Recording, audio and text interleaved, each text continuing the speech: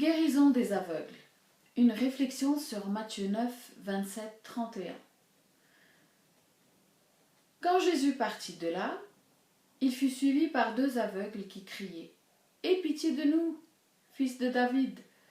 Lorsqu'il fut arrivé à la maison, les aveugles s'approchèrent de lui et Jésus leur dit « Croyez-vous que je puisse faire cela ?»« Oui, Seigneur, lui répondirent-ils. Alors, il toucha leurs yeux en disant « Soyez traités conformément à votre foi. » Et leurs yeux s'ouvrirent.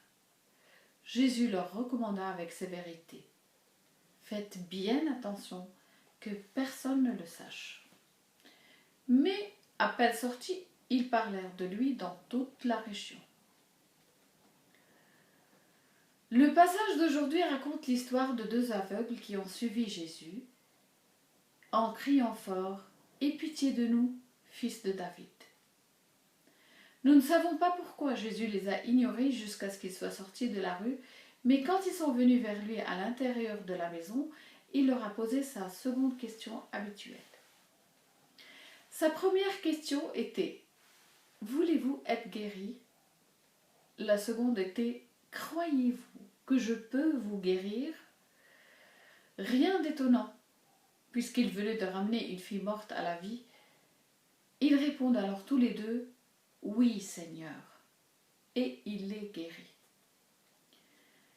Qu'est-ce qui a causé leur cécité?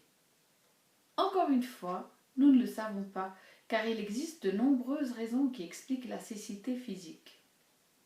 Il en est de même pour la cécité spirituelle.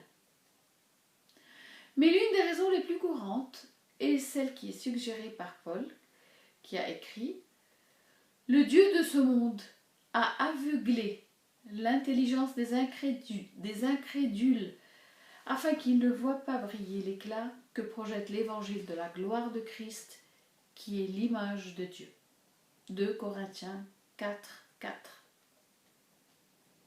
Comment fait-il cela? De plusieurs façons. Premièrement, il nous nourrit de l'illusion que nous sommes des personnes autosuffisantes, que nous n'avons pas besoin de soutien de l'Église, encore moins d'un sauveur. Deuxièmement, il nous incite à courir après l'argent, la célébrité et le pouvoir, qui sont des distractions qui nous éloignent de Jésus. Troisièmement, il sème la confusion en mettant la science et la raison en opposition avec la foi. D'ailleurs, elles ne le sont pas, ce qui nous fait croire qu'il faudrait faire un choix entre l'une ou l'autre. Alors, comment peut-on avoir une vision claire des choses, sachant que cette clairvoyance est nécessaire pour notre salut? Premièrement, nous devons reconnaître que nous sommes aveugles, ce qui n'est pas facile, surtout dans un monde où presque tous sont aveugles. Cet aveu fait généralement suite à une situation où l'un de ces 3 éléments que j'ai déjà cités est remis en question.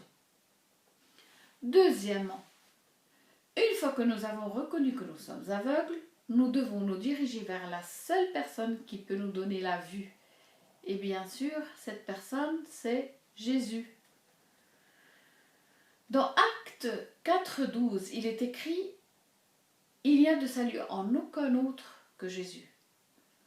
Nous ne pouvons être sauvés que par le seul nom de Jésus. » Et troisièmement, nous devons lui demander de nous guérir en ayant la foi qu'il le fera. Nous tous, les aveugles, cherchons Jésus, qu'il nous donne la grâce de la clairvoyance.